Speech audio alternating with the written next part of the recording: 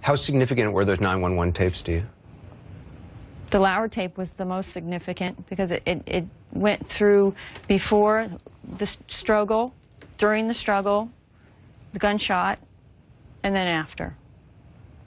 You had the parents of Trayvon Martin testifying. You had the family of George Zimmerman, friends of George Zimmerman testifying about whose voice it was in the 911 call. Whose voice do you think it was in the 911 call?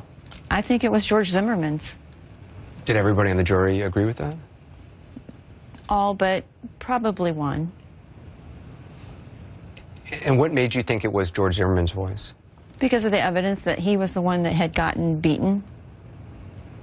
So you think because he was the one who had cuts, had abrasions, he was the one getting hit, he was the one calling for help? Well, because the witnesses of John Good saw Trayvon on top of George, not necessarily hitting him because it was so dark he couldn't see, but he saw blows down towards George. And he could tell that it was George Zimmerman on the bottom. He didn't know who it was, but he knew what they were wearing. The juror who didn't think it was George Zimmerman's voice, who thought it was Trayvon Martin's voice in that call, do you know why they felt that way? Well, she didn't think it was Trayvon. She just said it could have been Trayvon's. So she wasn't even sure? No. She wanted to give everybody absolute out of being guilty.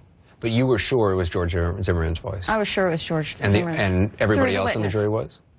Except for that one person? I think so. I think they were.